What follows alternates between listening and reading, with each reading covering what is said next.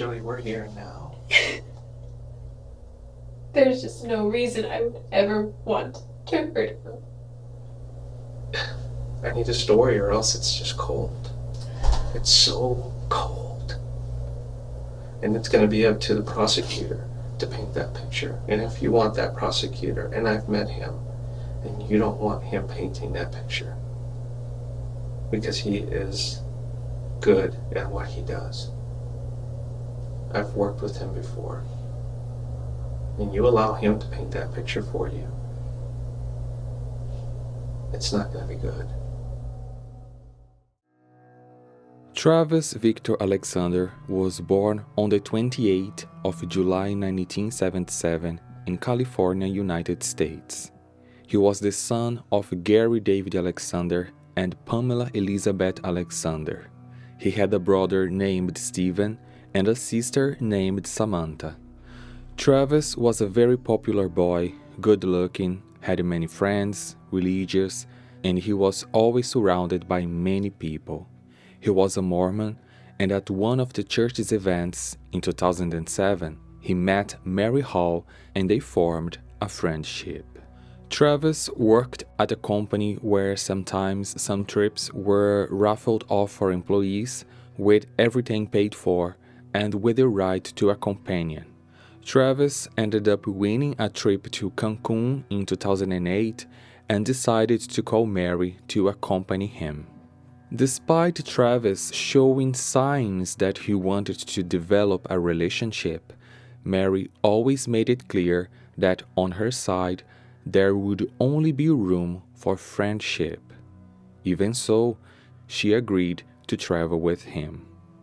The trip was scheduled for the 9th of June, but approximately 5 days before that trip, Travis disappeared. Mary spent the days without hearing from him, and she became very worried.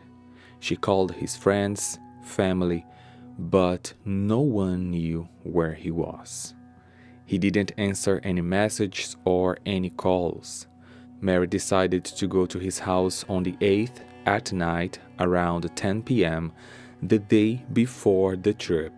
The house where Travis lived was shared with two more people, Zachary Billings, Zach, and Enrique Cortez.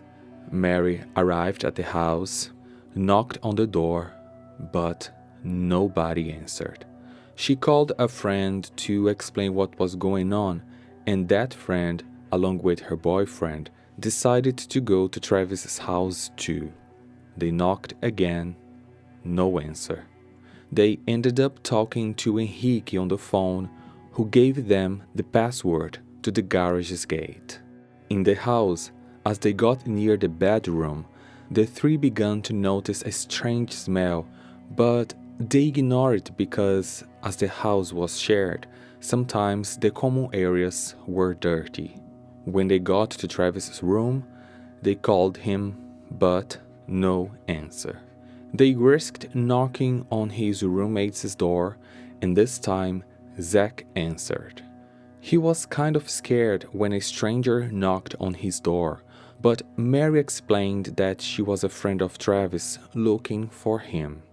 Zach said Travis wasn't at home because he hadn't seen his friend for about 1 week, and probably he had went to Cancun with a friend.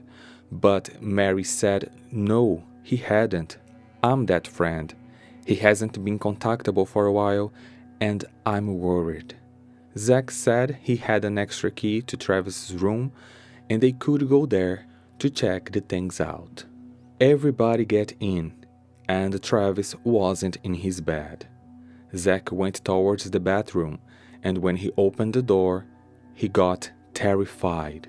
He had seen a lot of blood on the walls, floor, and shower.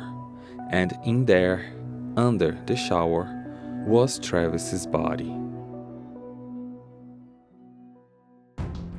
Investigator Estevan Flores and Assistant Prosecutor Juan Martinez, plus some police officers, arrived at the scene around midnight.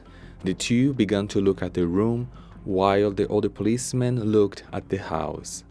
Inside the washing machine, they found a digital camera, which had been washed with some other clothes.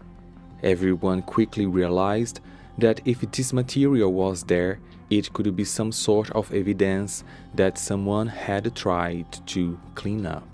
The police collected the camera and worked hard to try to recover the images captured by it. Investigations were ongoing and several points were checked. The house had not been broken into, and nothing in there was broken either. No items were stolen. The perpetrator could have been someone close to the victim. When the autopsy came out, it was clear that Travis had been dead for about 5 days. He had 27 stab wounds, a cut to the neck, and a gunshot wound above his eyebrow.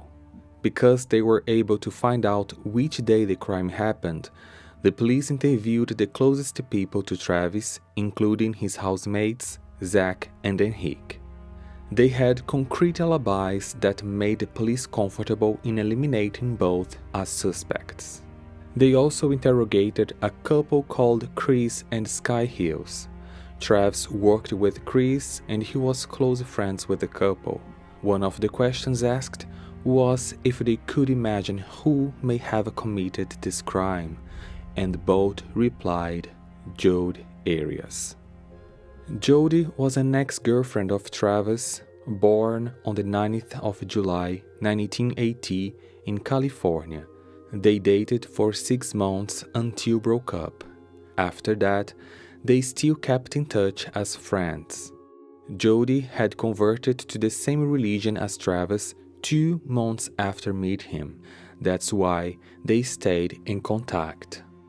Upon interviewing Jodi, they discovered that during this relationship, Travis broke one of the laws of his religion, the law of chastity. In it, they could not have sexual relations before marriage, but Travis broke this law with Jodi. She stated that she ended the relationship, but many of Travis's friends said that he was the one who did it, as their relationship was becoming progressively complicated. During their relationship, Jodi lived in Southern California and Travis lived in Arizona, but when they broke up, she moved closer to him, which was a strange behavior. Despite telling everyone that he wanted her out of his life, both continued having sex. The officers started to get more suspicious of her, and so they investigated her more intensely. The police had taken DNA samples from several people during interrogations, including Jodi's. On the 15th of July 2008, Jodi went to the police station to be questioned by the investigator in charge of the case, Estevan Flores.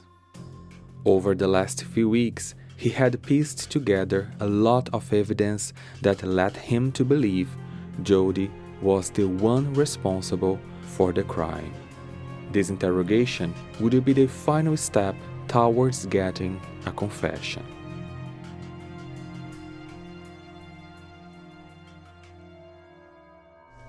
A lot of details on this case that haven't been released to the public and not even to Travis's family. And those details are known only by us and the person who did it. Okay, and that's one of the reasons I'm here, is because I believe that you know some of these details.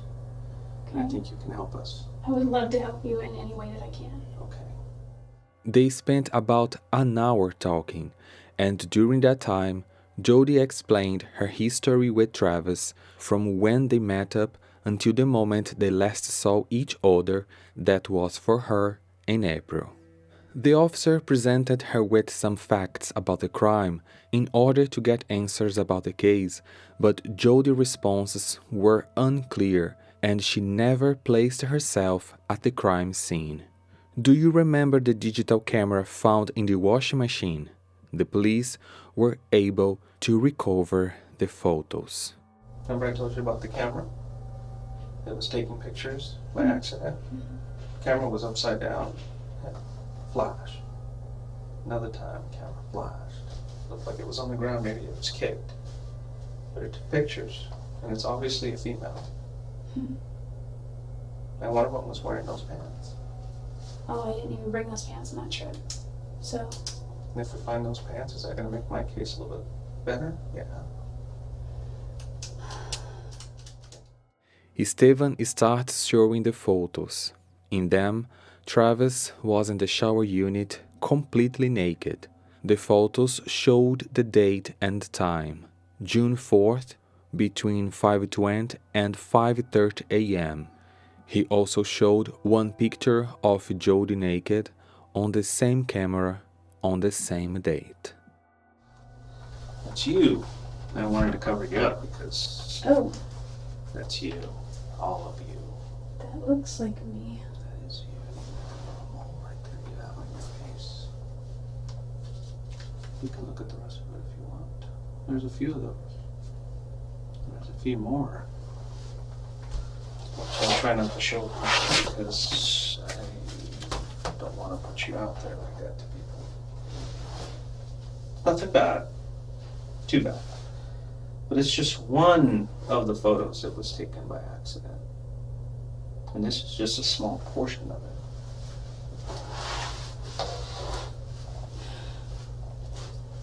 It's your foot, Jodi. These are your pants. No, it's off color because we had to enhance it and the color kind of changes a little bit. Let's try this. This is his bathroom. That is not my foot. These are your pants. It's a different color, like I said, because we had to enhance it and the color changes. The zipper back. I have both of those pants at home. If these are the same one. I don't have a zipper there though. Not on mine. And this is a black stripe and this is white and the black goes around the bottom too. There's no doubt in my mind that you were there. There's no doubt in my mind that you did this. None.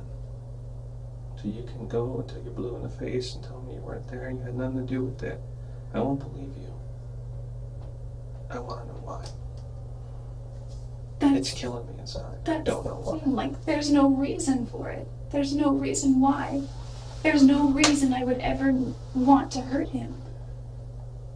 And since you're not giving me an explanation, I guess we'll just continue with the I just have no reason to hurt Travis. You do have a reason to hurt Travis.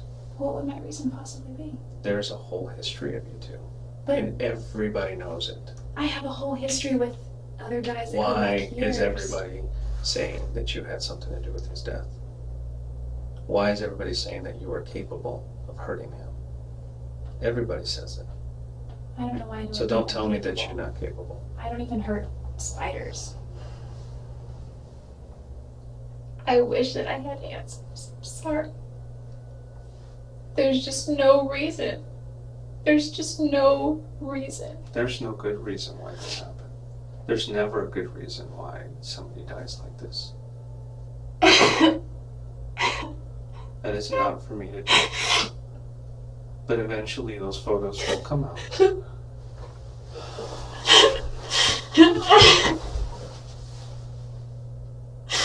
Jodi, we're here now. There's just no reason I would ever want to hurt him. I need a story or else it's just cold. It's so cold. And it's going to be up to the prosecutor to paint that picture. And if you want that prosecutor, and I've met him, and you don't want him painting that picture because he is good at what he does. I've worked with him before. And you allow him to paint that picture for you, it's not going to be good. For more 2.5 hours, Jodi denied having any part in the crime, while waiting for another officer to arrive in the room to finalize the legal procedures. Jodi's behavior was erratic. She cried, laughed, sang, did a handstand, and at one point whispered to herself, "Oh Jodi, you should have at least had your makeup done. She was arrested that same day, July the 15th. In her criminal record image, she smiled. The next day, the 16th, Esteban continued the interrogation and Jodi changed her story. She said she didn't do anything, but she witnessed his murder. She stated Travis was killed by two people, a man and a woman, that invaded the house on the night she was there with him, and that those people were the ones who had attacked him. She couldn't see anything properly because once it started happening, she hid in the closet. The woman followed her with a knife and she tried to defend herself. But once she was safe inside, the woman started to say Jodi didn't need to be worried because they were there for Travis. What I just explained was a summary of almost 2 hours of details about her version of the events. The officer let Jodi talk as much as she wanted, but her story made no sense. Esteban said he has been a police officer for a long time, and Jodi's story was the most absurd story he had ever heard in his whole life. It was clear to him Jodi was lying. The story gained a lot of press attention in the media, and Jodi ended up giving several interviews from inside of the prison. In them, she confirmed her version that two people broke into the house that night and that they were responsible for Travis's death. Public defender Kirk Nurmi was responsible for Jodi's defense. During the conversations, she introduced more facts to the case, which shocked everyone. Jodi accused Travis of being a violent person and that he would get aroused at the idea of minors. But at this point, no one knew how much truth there was behind what she said. Over the following years, she confessed to her lawyers that she did commit the crime, but was acting in self-defense and that she would admit this during the trial, which started in January 2013.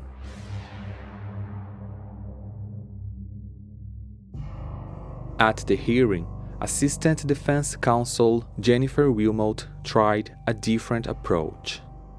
Jodi did not always tell the truth about what happened that night. She was scared.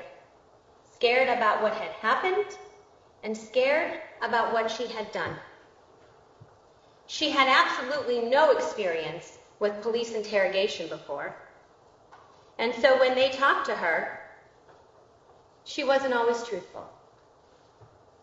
Her fear and her panic about what had happened led her to tell different stories.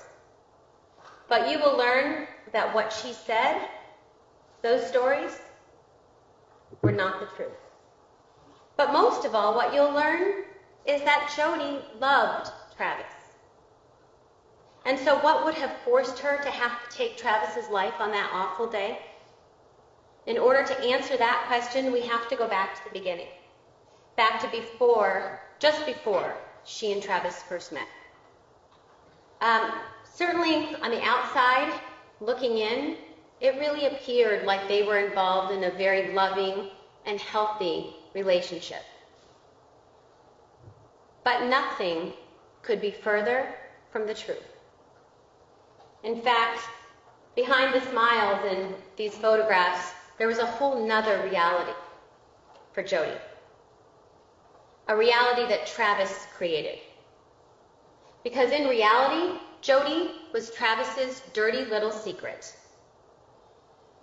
From the moment, despite projecting himself as a good and virginal Mormon man, someone who was a temple member, from the moment he met Jodi, he was pushing and pushing her to have a sexual relationship with him. Being a temple member and an executive director of Prepaid Legal, outward appearances would be very important to Travis. And so while he continued this facade of being a good and virginal Mormon man, he was inwardly dealing with his own sexual issues. And in Jodi, he found somebody who was easily manipulated and controlled. Someone who would provide him with that secretive sexual relationship that he needed. While on the outside, he can still pursue the appropriate Mormon woman. The jury could not believe what was happening. The defense proceeded to judge Travis. The prosecution continued to work on the fact that Jodi attacked him, leading to his death in a way that did not demonstrate to have been done by a self-defense. The prosecution detailed the autopsy report, which included more than 25 stab wounds, a cut to the neck, and a puncture wound to the forehead. The autopsy footage was brought to trial, and they tried to convince the jury that the murder was cruel, heinous, and premeditated, so Jodi could be eligible for the death penalty. A month later, on February 4th, Jodi went to the witness stand. Let me ask you a couple of important questions before we get back and start talking about who you are and why you're here, okay? Okay. Did you kill Travis Alexander on June 4th, 2008? Yes, I did. Why? The simple answer is that he attacked me, and I defended myself. Okay. Jodi and her lawyers tried to expose Travis's dirty secrets, how he broke the rules of their religion to satisfy his sexual desires. On another day, the defense entered into a very delicate matter which distressed everyone in the courtroom: the information that Travis was attracted to minors. The defense brought a recording made by Jodi herself in which she could prove that her statement was true. The audio contained one of the moments when they both had phone sex. I'm not able to put the details of that recording here because the content includes words that contain urges for minors, but I can tell you that he compared Jodi's moans to a 12-year-old girl. However, this argument, which probably had the intention of judging the victim, was of no use. If this was a crime Travis had committed, he was no longer alive to defend himself. If this content was used as a defense for Jodi, it didn't work out either. Finally, the jury's decision was read. Jodi was found guilty of first-degree murder. She cried and looked at everyone in disbelief at the verdict. A few minutes after being found guilty and weeks before the sentence was read, she gave another interview. In it, Jodi said that she preferred death to life imprisonment. On the 23rd of May, the sentence was read. But pay attention now. Under Arizona law, acceptance of the death penalty must be made by an anonymous decision of the jury. The entire trial was made based on the request for the sentence, and if this was not complied, a new trial hearings would need to be held for a new direction of sentence with one more chance of requesting the death penalty. Well, of the 12 jurors, 8 voted for the death penalty and 4 for life imprisonment. Therefore, the judgment was annulled and the prosecution decided to appeal the same sentence a second and final time. Over the course of 2 years, new hearings were held, and on the 13th of April 2015, with a new jury, the decision came out. 11 voted for death penalty and 1 voted for life imprisonment. The judge finalized the trial by making life imprisonment official without any possibility of parole. Today, Jodi is in Estrella prison in Phoenix, where she has to stay in her cell for 23 hours a day.